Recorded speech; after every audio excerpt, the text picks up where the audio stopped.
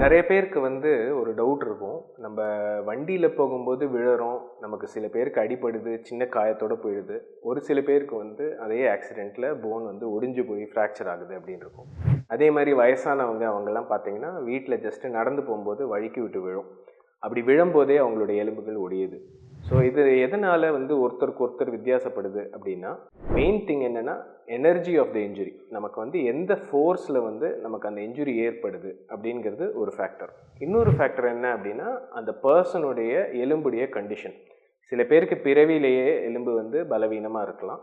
ஒரு சில பேருக்கு அவருடைய லைஃப் ஸ்டைல்னால எலும்பு வந்து பலவீனமாக இருக்கலாம். ஒரு சில பேருக்கு ஏஜ் ஆகும்போது ஹார்மோனல் சேஞ்சஸ்னால போன் வந்து வீக் ஆகலாம். பட் எதுவாக இருந்தாலும் ஒன்றா ஒரு வீக் போனில் நார்மல் ஃபோர்ஸோ இல்லை ஒரு நார்மல் போனில் எக்ஸ்ட்ராடினரி ஃபோர்ஸோ ஏற்பட்டுச்சு அப்படின்னா அது வந்து அந்த போனை வந்து ஒடிச்சிடும். ஸோ அந்த மாதிரி ஏற்படுற ஒடிவுகள் தான் நமக்கு ஃப்ராக்சர் அப்படின்னு ரிசல்ட் ஆகுது. ஸோ இதனால தான் ஒருத்தருக்கு ஒரு லெவல் ஆஃப் இன்ஜுரிஸில் ஃப்ராக்சர் ஏற்படலாம். ஸோ எப்போவுமே ஒரு இன்சிடெண்ட் மட்டும் வச்சுட்டு அவருக்கு ஃப்ராக்சர் ஆயிருக்க வாய்ப்பே இல்லை அப்படின்னு யாருமே எக்ஸ்பெக்ட் பண்ண வேண்டாம். ஏன்னா that will be varied from person to person. So இதை செக் பண்ணோன்னா எக்ஸ்ரேஸ் எடுத்து மெடிக்கலாக எக்ஸாமின் பண்ணால் மட்டும்தான் நமக்கு சொல்ல முடியும்.